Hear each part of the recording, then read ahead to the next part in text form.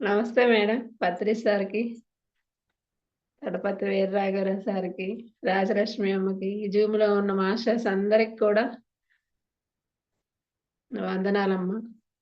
నేను చెప్పేది లలితా సహస్రనామ రహ లలితా సహస్రనామ రహస్య అద్వైతామృతం బుక్ లో నుంచి నేను చెప్పే శ్లోకం 5వ శ్లోకం మేడం. ఈరోజు అష్టమి చంద్ర విభ్రాజ దళికస్థల శోభిత ముఖ చంద్ర కళంకాభ మృగనాభి విశేషక. అంటే దీనికి శ్లోకం, అమ్మ అష్టమి నాటి చంద్రుని వలె ప్రకాశించుచున్న పాలభాగము పవిత్రమైన సౌందర్యంతో అలా అలరారుచున్నది. చంద్రబింబం లాంటి నీ మోమున మెరుస్తున్న కస్తూరి తిలకం చంద్రులలోని మచ్చను తలపిస్తుంది. అమ్మవారు పెద్ద బొట్టు పెట్టుకొని ఉంటారంట. అందంగా మెరుస్తూ ఉందమ్మా. కస్తూరి తిలకం చంద్రుల్లో మచ్చలా కనిపిస్తుంది నీ ముఖం మీద ఆ తిలకం అని చెప్తుందంట అమ్మ. అమ్మ ఎప్పుడు ఎంతో అందంగా ఉంటుందంట. పెద్ద బొట్టు పెట్టుకొని చేతుల నిండా గాజులు వేసుకొని, అదే మన పెద్దవాళ్ళు కూడా అంటుంటారు కదా, అమ్మవారిలా ఉండాలి, చల్లో పూలు పెట్టుకొని చేతుల నిండా గాజులు వేసుకొని పెద్ద బొట్టు పెట్టుకోవాలి అని. కానీ అది అమ్మవారు అలా ఉంటుంది. ఇంతవరకు రోజుల్లో అలానే ఉండేవాళ్ళు, కానీ ఇప్పుడు అన్ని ఫ్యాషన్ అయిపోయాయి. చేతుల నిండా గాజులు వేసుకునే వాళ్ళు లేరు, అంత పెద్ద బొట్టు పెట్టుకునే వాళ్ళు లేరు. ఇప్పుడు అమ్మవార్లు అలా ఉండేవాళ్ళు అని చెప్తుంది. అష్టమి చంద్ర విభ్రాజ దళికస్థల శోభిత అంటే దీనికి అంతరార్థం, అంతర్ముఖుడై ధ్యానించే సాధకుడు కుండలిని జాగరణ సాధించి ఆ శక్తిని ఆజ్ఞాచక్రంలో ప్రతిష్ఠించిన అతని పాలభాగం అంతా కూడా అష్టమి చంద్రునిలా ప్రకాశిస్తూ ఉంటుంది. ఈ సాధకుడికి అంతర్ముఖుడై ధ్యానిస్తే సాధకుడంట కుండలిని జాగరణ సాధించి ఆ శక్తి ఆజ్ఞాచక్రం వరకు వెళ్ళిందంట. అప్పుడు ఆజ్ఞాచక్రం నుంచి అనాహత చక్రం అంటే పాలభాగం, ఆ పాలభాగం అంతా కూడా అష్టమి చంద్రుల్లో ప్రకాశిస్తూ వెలిగిపోతూ ఉంటుందంట. ఎందుకంటే మన లోపల ఏ ఆలోచన లేకుండా ఉంటే మనకు వచ్చే విశ్వశక్తి అంతా కూడా లోపల ఎంతో కాంతిలాగా మెరిసిపోతూ ఉంటుందంట. మనం ధ్యానంలో కూర్చుంటే కలర్స్ కనిపిస్తున్నాయి అనుకుంటాం కదా, అలానే లోపల కూడా మొత్తం శుద్ధి అయిపోతున్న కొద్దిగా మంచి కాంతివంతంతో వెలిగిపోతూ ఉంటుంది. ముఖ చంద్ర కళంకావ మృగనాభి విశేషక అంటే నిశ్వాసతో కూడిన బాహ్య కుటుంబ స్థితిలో లేడి పొట్టలాగా నాభి స్థానంలో పొట్ట లోపలికి వెళ్ళినప్పుడు అంతరంగమైన ప్రాణశక్తితో లేక విశ్వశక్తితో లయమైనప్పుడు కలిగే విశేష స్థితి చంద్రబింబం లాంటి ముఖంలా కనిపిస్తూ ఉంటుంది. మనం ఇప్పుడు ఆకలైనప్పుడు కూడా ఎక్కువ తినకూడదంట. పొట్ట ఎప్పుడు కూడా ఖాళీగానే ఉండాలంట. తిన్నామా 4 తినే ఇడ్లీని 3 తినాలంట. తిన్నా కానీ తిన్నట్టుగా ఉండకూడదంట. ఎందుకంటే ఎక్కువ తిన్నాము అంటే హైరానా పడుతూ ఉంటాము. అందుకని ఎప్పుడు ఒక భాగం తినటానికి, ఒక భాగం నీరుకి ఇలా ఉపయోగించుకోవాలంట లోపల. అందుకనే పొట్ట నాభిలో మనం అన్నం తిన్న తర్వాత మన బొడ్డు దగ్గర మన పొట్ట లోపలకు ఉన్నట్టే ఉండాలంట, కానీ బయటకు ఉండకూడదంట. అందుకనే అమ్మ అలా చెప్తుంది, ప్రాణశక్తితో విశ్వశక్తితో లయమైనప్పుడే విశేషమైన స్థితి చంద్రబింబం లాంటిది. ప్రాణశక్తి అంటే ఆత్మ, విశ్వశక్తి అంటే ప్రకృతి నుంచి వస్తుంది విశ్వశక్తి. ఈ రెండు లయమైనప్పుడే లోపల ఉన్న గందరగోళం అంతా పోయి చంద్రబింబంలా కనిపిస్తూ ఉంటుంది. 6వ శ్లోకం, వదన స్మర మాంగళ్య గృహతోరణ చిల్లిక వక్త్రలక్ష్మి పరివాహ చలన్మీలాభలోచన అంటే అమ్మ అత్యంత సుందరమైన నీ కనుబొమ్మల సౌందర్యము జ్ఞానముకు దారి చూసే మంగళ తోరణాలను తలపిస్తున్నవి. నీ నయనములు సరోవరములో కదలాడే మీనములను తలపిస్తున్నవి. అంటే ఆ అమ్మవారి కనుబొమ్మలు ఎంతో సౌందర్యంగా జ్ఞానం బాగా చేసిన వాళ్ళ ముఖం చూడగానే తెలుస్తుందంట. అలానే అమ్మవారు కూడా అలా కనిపిస్తుంటుంది. మరి దేవతలు అంటే వాళ్ళకి ఎన్నో శక్తులు ఉంటాయి కదా!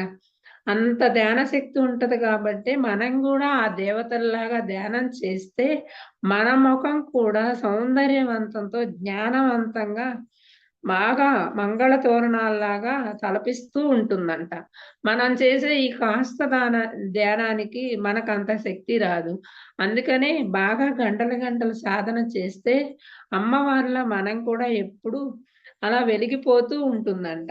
ఇప్పుడు చెప్తారండి, గురువులు చెప్తారు. ఏమని అంటే, మీరు కూడా మాలాగా పాటిస్తే ఆహార నియమాలు పాటించటం, మంచిగా బుక్స్ చదవటం, బాగా సాధన చేయటం గంటలు గంటలు ఇలా చేస్తే మీరు కూడా మాలాగా తయారవ్వచ్చు అని చెప్తారు. ఇప్పుడు గురువులు చూడండి, మనము గురువు ముందు నుంచుంటేనంట మన లోపల ఏం ఆలోచిస్తున్నామో అన్నది కూడా వాళ్ళకి తెలుస్తుందంట. అందుకనే మనం ఎప్పుడైనా సరే గురువుల దగ్గరికి వెళ్ళినప్పుడు మన మనసు శూన్య స్థితిలో చేసుకొని అప్పుడు వాళ్ళ దగ్గర నుంచోవాలంట. మనం ఏం ఆలోచించేది కూడా వాళ్ళకి అర్థమైపోతుందంట గురువులకి. పత్రిసారి కూడా అంతే కదా! మనం వెళ్ళి నుంచుంటే మనం ఏం ఆలోచించేది ఆయనకే తెలుస్తుంది. మనం చెప్పకుండానే చెప్పేస్తారు, ఆయనకే తెలుస్తుంది. అందుకనే అట్లా ఉంటారు గురువులు అని. ఆ గురువుల్లాగా మనం కూడా సాధన చేసి వాళ్ళలాగా మారితే మనకు కూడా అలా తెలుస్తుందంట. ఎదుటి వ్యక్తి ఏం ఆలోచిస్తున్నాడు అనేది అలా తెలుస్తుంది. మీరు కూడా సాధించవచ్చు. మరి ఇప్పుడు పత్రిసారి గురువే, మనిషే కదా మనలాగే. ఆయన సాధించినప్పుడు మనం ఎందుకు సాధించలేము? అంటే మనకి అంత తపన లేదు. ఏదో మనం చేస్తున్నాము. అంతవరకే వదిలేస్తున్నాము. అందుకని మనం ఎదగాలంట. ఎదిగినప్పుడే ఇవన్నీ కూడా తెలుస్తాయంట. ఈ శ్లోకంలో ఫస్ట్‌ది. వదన స్మరణ మాంగళ్య గృహ తోరణ చిల్లిక. అంటే కుండలిని జాగరణ ద్వారా దృష్టి భూమధ్యంలో స్థితమైనప్పుడు మనసు స్థిరత్వాన్ని పొంది ఐశ్వర్యవంతమైన కాంతి సాధకుడి ముఖంలో ప్రకాశిస్తూ ఉంటుంది. అంటే ఈ కుండలిని జాగరణ దృష్టి అంతా కూడా మనం ఎక్కడ పెట్టాలి అంటే భూమధ్యంలో పెట్టినప్పుడే స్థితం అవుతుందంట. అప్పుడే మనసు, మనం ఏ ఆలోచన లేకుండా మన దృష్టి అంతా భూమధ్యము అంటే ఈ ఆజ్ఞాచక్రం అన్నమాట. ఆజ్ఞాచక్రంలో దృష్టి పెట్టినప్పుడే మనసు కూడా ఏ ఆలోచన లేకుండా ఆ మనసు దృష్టి కూడా భూమధ్యం దగ్గరికి వెళ్తుంది. అప్పుడు స్థిరత్వంగా పొంది ఐశ్వర్యవంతమైన కాంతితో అప్పుడు సాధన బాగా కుదురుతుంది. సాధకుడికి ముఖంలో ప్రకాశిస్తుంది. ఆ కాంతి విశ్వమయ ప్రాణశక్తి. ఆ ప్రాణశక్తితోనే నిండిన సాధకుడు మేనముల వంటి తన నేత్రాలతో కూడి ఆధ్యాత్మిక ప్రవాహంలో ఓలలాడుతూ ఉంటాడు. అలా సాధన బాగా కుదిరినప్పుడే మనలో విశ్వశక్తి వస్తుంది, ప్రాణశక్తి వస్తుంది. మనకి ఎంతో ఆనందంగా ఉంటుంది. అలా ఆధ్యాత్మికంలో మన మొహం చూడగానే అర్థమైపోతుందంట గురువులకు కూడా. వీళ్ళు బాగా సాధన చేస్తారు. వీళ్ళల్లో ఇంత శక్తి ఉంది. వీళ్ళెంతో ఆనందంగా ఉంటారు అని మనం చెప్పనవసరం లేదంట. గురువులకి అర్థమైపోతుందంట. పత్రి సారంట చాలా మంది సార్‌ని ఏదో అడగాలి, ఆయన ఏదో చెప్తారు మనకి అని కడతాలు వెళ్ళేవాళ్ళంట. అక్కడ పత్రి గారు అందరికీ ఏం చెప్పేవాడంటే వాళ్ళ మనసులో ఏముంది, వాళ్ళకి ఏం కష్టాలు ఉన్నాయన్నది కూడా ఆయనకి తెలుసు కాబట్టి అక్కడికెళ్ళిన వాళ్ళకి తలా ఒక పని ఇచ్చేవాళ్ళంట. ఎందుకు అసలు సార్ ఎందుకిచ్చారు, ఏంటి అని కూడా తెలియకుండానే వాళ్ళు సారిచ్చారు. దాన్ని మనము మంచిగా చెయ్యాలి అన్న ఆ ఆలోచనతోనే చేసేవాళ్ళంట. ఆ పని సారిచ్చిన పని అయిపోయేసరికి వీళ్ళకున్న కష్టాలన్నీ తీరిపోయాయంట. అప్పుడు అర్థమయ్యేదంట. సారు మనకి ఈ పని ఎందుకిచ్చారు అంటే మన కర్మలు దగ్ధం కావటానికి. అదే ముందు నీ కర్మ దగ్ధం కావాలంటే నువ్వు ఈ పని చెయ్యని సార్ చెప్పారనుకోండి, అప్పుడు వాళ్ళేం జేస్తారు? ఎంతసేపు మనకున్న ఆ సమస్య మీదే వస్తుంది. అది మనకి పోతుందంట, సార్ చెప్పారు అని ఆలోచిస్తాం గదా! అందుకనే పత్రి సార్ అలా చెప్పకుండా, అలా మాస్టర్స్‌కి అలా చెప్పేవాళ్ళంట. అందుకనే మనం కూడా నేర్చుకోవాలి. సారు ఇలా చెప్పారు వాళ్ళందరికీ. సార్ ఉన్నప్పుడు సార్ దగ్గరికి వెళ్ళేవాళ్ళం. ఇప్పుడు సార్ లేడు కాబట్టి సార్ వాళ్ళందరికీ అలా చెప్పారు. వాళ్ళు అలా చేశారు. అందుకని మనం కూడా అలానే చేద్దాము. ఎంతో కొంత జ్ఞాన సాధన చేద్దాము. యజ్ఞాలు పెట్టిన దగ్గర చేతైనంత వరకు మహాయజ్ఞాలు పెట్టిన దగ్గర మనం సేవ చేయటం కానీ, డబ్బులతో చేయటం కానీ, చేతలతో చేయటం కానీ, ఏదో ఒకటి మనకి చేతనైంది మనకు ఉన్నంతలో అలా మనం కూడా భాగం పంచుకుంటే మనకున్న కర్మలు కూడా చాలా వరకు దగ్ధమైపోతూ ఉంటాయంట. మనం అలాంటివన్నీ కూడా చెయ్యాలి. ఆ స్థితిలో యోగ సాధకులకు నీ ముఖాన్ని పరమ ప్రశాంతంగా సౌభాగ్యవంతంగా ఉంచుకొని నీ ముఖాన్ని నీవే స్మరించుకో. మన ముఖాన్ని మనమే స్మరించుకోవాలంట. అమ్మవారు ఏం చెప్తుంది అంటే, మనం ఇప్పుడు ఈ లలితా సహస్రనామాలు చదువుతున్నాము. ఎలా చదవాలి అంటే, అమ్మవారు మొత్తం మన లోపలే ఉండి మన చేత చదివిస్తున్నారు. మనం ఆవిడలో లీనమైనప్పుడు మనకేదన్నా అర్థం కాకపోయినా ఆవిడ మనకు అందిస్తుందంట. ఇలా చెప్పాలి అని. అప్పుడు మనం అలా ఉండాలంట. ఏదైనా సరే బుక్ చదివినా గానీ, ఇలా ఏదైనా క్లాస్ చెప్తున్నా గానీ, మొత్తం మనం అందులో లీనమైపోయినట్టే ఉండాలి. మనం అందులో జీవిస్తున్నాము. మనం దానిలో ఉన్నాము అని అలా లీనమై చెప్పినప్పుడు మనకింక 2 ఏ ఆలోచన రాదు. ఇదే ఆలోచనలో ఉంటాము. అలానే మనం బుక్ చదివినా కూడా అలా లీనమై చదవాలి. మనము బుక్ చదువుతుంటే ఇంకో వేరే ఆలోచనొస్తది. అలా వచ్చినప్పుడు ఏమనిపిస్తదంటే, మనం అసలు ఇది చదివామా, చదవలేదా అన్నట్టు అనిపిస్తది. కానీ వేరే ఏ ఆలోచన లేకుండా దీని మీదే దృష్టి పెట్టి చదివితే అప్పుడు అది బాగా అర్థమవుతుంది. అందుకనే ఈ లలితామాత అదే చెప్తుంది. నీ దృష్టి మొత్తం అమ్మవారి మీద పెట్టు. అమ్మవారే నీ లోపలుంది. అమ్మవారే చెప్తుంది అన్నట్టుగా మనం నేర్చుకోవాలంట ఇక్కడ. ఈ కనుబొమ్మలను మాంగళ్య తోరణాలుగా భావించి వాటి కేంద్ర స్థానమైన భూమధ్య స్థానంలో మనస్సు నిలిపి అక్కడ నిన్ను నువ్వు సౌభాగ్యవంతునిగా స్మరించుకో అని చెప్తుంది. మన కనుబొమ్మల మధ్య మాంగళ్య తోరణంగా భావించాలంట. అన్నీ మన లోపలే ఉన్నాయని భావించుకోవాలి.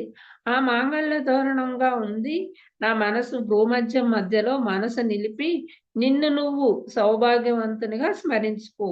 అంటే నేను సౌభాగ్యంగా ఉన్నాను. మాంగళ్య తోరణం కట్టించుకున్నాను. సౌభాగ్యవంతునిగానే ఉన్నాను అని స్మరించుకోవాలంట. ప్రతిదీ మన లోపలే స్మరించుకోవాలి. బయట ఎక్కడా లేదు. అప్పుడు నీ కుటుంబంలో సామాజిక జీవనంలో ఉన్న చిక్కులన్నీ తొలగిపోతాయి. మనం ఎప్పుడైతే అమ్మవారు చెప్పినయన్నీ కూడా ఆచరించాలి, తెలుసుకోవాలి అని తెలుసుకుంటున్నప్పుడు అమ్మవారు మనకున్న చిక్కులు, సమస్యలు అన్నీ కూడా తొలగిస్తుందంట. ఎందుకంటే వీళ్ళు ఒక దేవుడి మార్గంలోకి వచ్చారు. వీళ్ళ సమస్యలను నేను తొలగించాలి. అప్పుడు వీళ్ళకి ఇంకా నమ్మకం ఉంటుంది. వీళ్ళు ఇంకా ఎదుగుతారు అని అమ్మవారు మనకి హెల్ప్ చేస్తుందంట.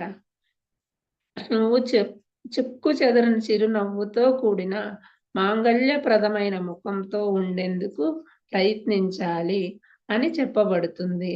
మనం ఎప్పుడైనా సరే చెక్కు చెదరని చిరునవ్వుతో ఉన్నట్టే ఉండాలంట. బాధ వచ్చినప్పుడు ఒకలాగా, ఆనందం వచ్చినప్పుడు ఒకలాగా, కోపం వచ్చినప్పుడు ఒకలాగా, అలా లేకుండా ఎప్పుడూ ఒకేలాగా చెక్కు చెదరని చిరునవ్వుతో ముఖం మీద ఎప్పుడు నవ్వుతూనే ఉండాలంట. అప్పుడే అమ్మ ఆనందంగా ఉంటుందంట. ఎందుకు అంటే ఇప్పుడు మనకి ఏదైనా సమస్య వచ్చిందని బాధపడతాము. కానీ సమస్య ఏం తీరదు కదా! ఆ బాధ నుంచి ఇంక ఏదో ఒకటి అనారోగ్యం వస్తుంది. అందుకని ఏదన్నా జరగనివ్వండి. ఆ అమ్మ మీద పెట్టాలి. ఆ లలితామాతకు వదిలేయాలి. ఆవిడేమన్నా చేయని. మనం ఏం చేయలేము. మనం బాధపడినా ఏం చేయలేము. అందుకని అమ్మవారి మీద చెప్పి పెట్టేసి అమ్మవారిని స్మరించుకున్నప్పుడు మనకున్నయన్ని కష్టాలు కూడా అమ్మవారు తీరుస్తుంది. ఆనందం వచ్చినప్పుడు మనకు ఏదో వచ్చిందని ఎగిరి గంతులేయకూడదు. సరే ఎందుకొచ్చింది? మన మంచి కోసమే వచ్చింది అని అనుకోవాలి. అందుకని కష్టం వచ్చినా, ఆనందం వచ్చినా రెండిటిని సమపాళనలో తీసుకోవటాన్ని మనం అర్థం చేసుకోవాలి. ఆ అర్థం చేసుకోవాలి అంటే జ్ఞానం ఉండాలి. మనం ఏది నేర్చుకోవాలన్నా కూడా జ్ఞానం ఉండాలి. జ్ఞానం ఉన్నప్పుడే మనకి సహనము, ఓర్పు, నేర్చుకోవాలనే తపన ఇవన్నీ ఉంటాయి. జ్ఞానం లేనప్పుడు మాత్రం మనకి ఇవన్నీ రావు. అందుకని ఈ జ్ఞాన మార్గంలోకి రావాలి అంటేనే మనము 300, 350 జన్మలు అయిపోతేనే ఈ మానవ జన్మలో మనం ఈ ధ్యాన మార్గానికొస్తామంట. లేకపోతే ఇప్పుడు కొంతమంది మన ధ్యానం గురించి చెప్తుంటే ఏమంటారు? ఈ మాంసాలు, ఈ కోళ్ళు ఇయన్నీ ఏమైపోతాయి? మనమే తినాలి కదా అంటారు. ఎందుకంటే ఇంకా వాళ్ళు ఈ స్థితికి రాలేదు. ఇంకా 300, 350 జన్మలు వాళ్ళకి కాలేదు. అందుకని వాళ్ళు అలా మాట్లాడుతారు. వాళ్ళు కూడా ఆ టైం వచ్చినప్పుడు వాళ్ళే వస్తారు. వాళ్ళకై వాళ్ళే వస్తారంట ఆ టైం వచ్చినప్పుడు. కానీ మనమేమనుకుంటాము? మనం చెప్పటం చేత కావట్లేదేమో, అందుకని రావట్లేదేమో అని మనం అనుకుంటాము. వక్త్రలక్ష్మి పరీవాహ చలన్మి నాభలోచన అంటే శాశ్వత ఐశ్వర్యం అంటే ఆధ్యాత్మిక జ్ఞాన సంపద. మనం వచ్చేటప్పుడు ఒంటరిగానే వచ్చాము. మనం ఈ భూమి మీదకి వచ్చేటప్పుడు ఒంటరిగానే వచ్చాము. ఎవరిని తీసుకురాలేదు. మళ్ళీ ఈ శరీరాన్ని వదిలి ఈ ఆత్మ ఎళ్ళేటప్పుడు ఒంటరిగానే పోతుంది. కానీ మనతో పాటు తోడుగా వచ్చేది కేవలం ఒక్క జ్ఞాన సంపద మాత్రమే వస్తుంది. ఈ భూమి మీదకొస్తాము. ఏం తీసుకొస్తాము? మనం ఏం నేర్చుకోవాలి? ఇవన్నీ ఏం తెలుసుకోవాలి అని మొత్తం లిస్ట్ రాసుకొనే వస్తామంట ఈ భూమి మీదకి. కానీ ఇక్కడికొచ్చాక ఈ ప్రపంచం మాయలో పడిపోయి డబ్బు, సంపాదన, ఆస్తులు, చదువులు ఈ లోకంలో పడిపోతాము. ఈ జ్ఞాన సంపద కోసం వచ్చాము అన్నది మాత్రం మర్చిపోతాము. అసలు కావాల్సింది అదొక్కటే. మనం వచ్చి నేర్చుకొని కర్మలన్నీ దగ్ధం చేసుకొని జ్ఞాన సంపదను తీసుకెళ్ళడానికి భూమి మీదకొచ్చాము. కానీ మళ్ళీ ఏం చేస్తున్నాం మనం? మరు జన్మల్లో తీసుకునేటప్పుడు క్రిందటి జన్మలో సంపాదించిన జ్ఞానంతో మొదలు పెడతాము. జ్ఞానం మాత్రం జన్మలకి మన ఆత్మతోనే వస్తుందంట. తక్కిన ఏదీ రాదు. అందుకే సాధకుడు ఐశ్వర్యవంతమైన ముఖంతో అంతర్ముఖ ధ్యాన సాధన చేసినప్పుడు ఆజ్ఞాచక్రంలో ఈ శక్తి స్థిరమైనప్పుడు ముఖం అంతా కూడా కాంతివంతమవుతుంది. ఆ స్థితిలో చేప కళ్ళు వంటి జ్ఞాన నేత్రములు ప్రపంచమాయను ఛేదించి వాస్తవాన్ని దర్శించగలడు. ఈ పోయిన జన్మలో జ్ఞానం అంతా కూడా ఆజ్ఞాచక్రంలో ఉంటుందంట. ఈ జన్మలో మళ్ళీ ఈ చేప కళ్ళంత కళ్ళు తీసుకొని వస్తామంట. ఇప్పుడు చేప చూడండి కళ్ళు తెరిచి కూడా నీళ్ళలో తిరుగుతూనే ఉంటది. అలానే మనం కూడా కళ్ళు తెరిచి ఈ ప్రపంచంలో చేస్తూనే ఉంటాము. చేస్తూనే ఉంటాము. ఇంకా కొంతమంది అసలు ఇంకా సంపాదించాలి. నైట్ కూడా చెయ్యాలి. ఇంకా సంపాదించాలి అనుకుంటారు. సంపాదిస్తాము. ఎంతవరకి దానికి ఒక తృప్తి ఉండాలి గదా! సంపాదించటానికి కూడా. తృప్తి అనేది ఉండదు. మనం ఏమన్నా తీసుకెళ్తామా అంటే అదేమీ తీసుకెళ్ళము. ఇప్పుడు ఈ జ్ఞాన సంపదను తీసుకెళ్తాము. దీనికోసం ఏమన్నా కష్టపడతామా? తెలుసుకున్నాకైనా కూడా ఏమనిపిస్తది అంటే, ఈ జ్ఞాన సంపద కోసం కష్టపడాలి అంటే మనం ఎంత కష్టపడినా గానీ, ఈ మనసు ఎంతసేపటికి మాయలోకే పంపిస్తుందంట. ఎంతసేపు మాయ వైపుకు తిప్పుతూ ఉంటుందంట. రేపు నేర్చుకుందాంలే, ఎల్లుండి నేర్చుకుందాంలే అన్నట్లుగా ఉంటది మనం ఈ జ్ఞాన సంపదని. ఎందుకంటే ఇది కనిపించదు. కనిపించిన జ్ఞాన సంపద గురించి ఎవరికైనా చెప్పినా అర్థం కాదు. ఇదేం చేసుకుంటాం మనం అని అనుకుంటాము. కానీ ఇదే అసలు మనకి అవసరమైంది. కనిపించిన సంపదే మనకు అవసరమైంది. ఈ ప్రపంచ మాయను ఛేదించి వాస్తవాన్ని దర్శించగలిగినప్పుడే సముద్రంలో చేపలు ఎంత ఆహ్లాదకరంగా తిరుగుతూ ఉంటాయో, అదే విధంగా ఇంతటి కాంతిలో మన కళ్ళు కూడా చక్కగా ప్రకాశవంతంగా ఉంటాయి. ఇప్పుడు చేపలు చూడండి సముద్రం అంతా తిరుగుతా ఉంటాయి. ఎంతో ఆనందంగా. మనం కూడా ఈ జ్ఞాన నేత్రములతో ప్రపంచంలో ఉన్న మాయను మొత్తం ఛేదించి దర్శించగలిగినప్పుడే ఆ చేపలాగా మనం కూడా ఈ ప్రపంచంలో ఆధ్యాత్మికం వైపు ఆహ్లాదకరంగా తిరుగుతూ ఉంటాము. పెద్ద పెద్ద కళ్ళుతోటి ప్రకాశవంతంగా అందరికీ చెప్పాలి అనే తపనతోటి అలా మనము కూడా ఆనందంగా తిరుగుతూ ఉంటాము. వాస్తవ స్థితి అర్థమైనప్పుడు క్రమక్రమంగా జనన మరణ చక్రం నుంచి విడివడి పునరావృత రహితమైన పరమపదం అంటే భూమి మీదకు తిరిగి రావలసిన అవసరం లేని పరమాత్మ సన్నిధి ఆయన మోక్ష స్థితిని పొందుతాడు. అంటే మనకెప్పుడైతే ఈ వాస్తవం అంతా కూడా అర్థమవుతుందో అప్పుడే మనం ఈ జనన మరణ చక్రాల నుంచి విడివడి మనం పునరావృత రహితమైన పరమపదం అంటే భూమి మీదకి మళ్ళీ తిరిగి రావాల్సిన అవసరం లేదు. ఆ లేని పరమాత్మ సన్నిధిని మోక్ష స్థితిని పొందుతాము. ఇంక మోక్ష స్థితిని పొందితే మనకు అవసరం లేదు. పైన ఇంకెన్నో లోకాలు ఉంటాయంట, సత్యలోకాలు. అలా ఆ లోకాలకు వెళ్ళిపోతాము. అందుకనే మోక్షం రావడమే మనం చాలా కష్టమంట. ఆ మోక్ష స్థితిని పొందినప్పుడే అమ్మవారు మన్ని మంచి లోకాలకు తీసుకెళ్తుందంట. అందుకు గాను ముందుగా మోక్ష పదం అంటే ఏమిటి? భగవంతుడంటే ఎవరు? బ్రహ్మ పదార్థం అంటే ఏమిటి? ఆది అంతం లేని శాశ్వత ఆనందం అంటే ఏమిటి అన్నవే తెలుసుకోవాలి. ఇప్పుడు మోక్ష పదము అంటే మనము ఈ ధ్యాన మార్గంలోనే మోక్షానికి వెళ్ళాలి. సాధన, స్వాధ్యాయం, శ్వాస మీద ధ్యానం చేసి స్వాధ్యాయం చదివి ఆహార నియమాలు పాటించి మనం వాక్ శుద్ధి చేసుకొని ఇవన్నీ పాటించినప్పుడు మోక్షానికి వెళ్తాము. భగవంతుడంటే ఎవరు?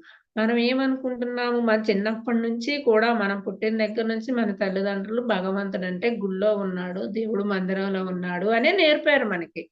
మనకి ఇప్పటికి దాకా కూడా ఈ గురువుల దగ్గరికి వచ్చేంత వరకు కూడా అంతే అనుకున్నాము. భగవంతుడు అంతటా ఉంటాడు. భగవంతుడు లేని ప్లేస్ అంటూ లేదు. అందరిలో ఉంటాడు. ఆయనే గొప్ప భగవంతుడు. ఆ గుడిలో ఉన్నది విగ్రహం వరకే భగవంతుడు. మనలో ఉన్న ఆత్మారాముడే భగవంతుడు. మనం తెలుసుకోవాలి అసలు నిజమైన భగవంతుడు ఎక్కడున్నాడు అని. అంటే పూజల స్థితి అంటే పూజలు లేవని చెప్పట్లేదు. పూజలు అనేది కూడా ఉంది. ఆ పూజ స్థితికి వచ్చినప్పుడే అసలు భగవంతుడు ఎవరు? ఈయన ఎలా మాట్లాడతాడు? ఈయన ఎక్కడుంటాడు? అనేది మనకు తెలియాలి ఆ పూజ చేస్తున్నప్పుడు. భగవంతుడు రాయిలోనే ఉన్నాడా? లేకపోతే ఇంకా ఎక్కడైనా ఉన్నాడా? అని మనం తెలుసుకోవాలి. తెలుసుకోవాలి అంటే శ్వాస మీద ధ్యాస పెట్టినప్పుడే తెలుస్తుంది. అప్పుడు మనం ఏంటి పూజలు చేయటం ఒక కింద క్లాసు. భగవంతుడిని తెలుసుకోవటం పూజలు చేసే క్లాసు 9th క్లాస్ అయితే భగవంతుడిని తెలుసుకోవడం 10th క్లాసు. అప్పుడే మనం మన లోపలికెళ్ళి భగవంతుడు ఎక్కడుంటాడు అనేది తెలుసుకుంటాము. బ్రహ్మ పదార్థం అంటే ఏమిటి? బ్రహ్మము అంటే మన లోపలే బ్రహ్మ పదార్థం ఉంటుంది. ఆ బ్రహ్మ పదార్థమే సత్య మార్గము. సత్యములోనే ఉంటాడు భగవంతుడు. భగవంతుడు అంటేనే సత్యము. మనం సత్యంగా ఉన్నప్పుడే భగవంతుని మార్గంలో వెళ్తున్నాము అని మనకు తెలుస్తుంది. అది అంతం లేని శాశ్వత ఆనందం అంటే ఏమిటి అన్నవి తెలుసుకోవాలి. మనకి శాశ్వత ఆనందం అంటే ఇప్పుడు చూడండి, కొంచెం ఏదన్నా బయట ప్రపంచంలో ఏదన్నా వస్తే కాసేపే శాశ్వతంగా ఉంటాము. ఏదన్నా ఇల్లు కొనుక్కున్నాం అనుకోండి, కాసేపే సంతోషంగా ఉంటాము. బంగారం కొనుక్కుందాం అనుకోండి, కొనుక్కున్న కాసేపు ఆనందంగా ఉంటాం. దాన్ని లోపల పెడతాం, మళ్ళీ ఇట్లాగే ఉంటది. అసలు శాశ్వత ఆనందం ఏమిటి అంటే ఆత్మతో మనం జీవించినప్పుడే శాశ్వత ఆనందము అని ఈ లలిత అమ్మవారు చెప్తుంది. ఈ అమ్మవారి స్థితిలో ఉన్నప్పుడే మనం అసలు శాశ్వత ఆనందంతో ఉంటాము. భగవంతుడితో ఉన్నప్పుడే ఆ భగవంతుడు మనకి చెప్తాడు. శాశ్వత ఆనందం ఏంటి అంటే ఆత్మతో కలిసి మనము ప్రయాణం చేస్తున్నప్పుడే మనం శాశ్వతంగా ఎంతో అంతులేని ఆనందంతో ఉంటాము. అది ఎందుకు అంటే అసలు మనం ఇప్పుడు మొదలుపెట్టాము. శ్వాస మీద ధ్యానం మొదలుపెట్టాము. ఈ మొదలుపెట్టిన తర్వాత కొత్త కొత్త విషయాలు తెలుసుకుంటుంటే అనిపిస్తది. ఓహ్! ఇన్నున్నయ్యా తెలుసుకోవాల్సినయి. మనం ఏమీ తెలుసుకోలేదు. ఇవన్నీ తెలుసుకొని వీటన్నిటిని కూడా ఆచరణలో పెట్టినప్పుడే మనకి శాశ్వత ఆనందం అనేది వస్తుంది అని అమ్మవారు చెప్తుంది. ఇవన్నీ నేర్చుకోవాలి. భగవద్గీత చదవటం ఇవన్నీ కానీ భగవద్గీత 5000 సంవత్సరాల నాడొచ్చిందంట. అది మరి ఇప్పటికి గూడా సత్యం గాబట్టే మారలేదు. ఇప్పటికి కూడా అదే సత్యం ఉంది. ఇప్పుడు ఎన్నో మారుతున్నాయి. కానీ సత్యం మారలేదు కదా! ఎన్ని వేల సంవత్సరాల నుంచి వస్తున్నా సత్యం సత్యంగానే ఉంది. ఇప్పుడు సత్యంగానే ఉంది. మనం ఉన్నప్పుడు సత్యంగానే ఉంటుంది. మళ్ళీ తర్వాత జన్మలో కూడా ఎప్పుడూ సత్యంగానే ఉంటుంది. అందుకనే ఇలాంటి పుస్తకాలు చదివినప్పుడే మనం కూడా సత్యం ఏంటో నేర్చుకోగలుగుతాము. సత్య మార్గంలోనే ఉండాలి. సత్యంలో ఉన్నప్పుడే భగవంతుడిని కూడా పొందగలుగుతాము. ఆ సత్యమే భగవంతుడి మార్గము. Okay madam. Thank you. Time అయిపోయింది. Thank you madam. నమస్తే.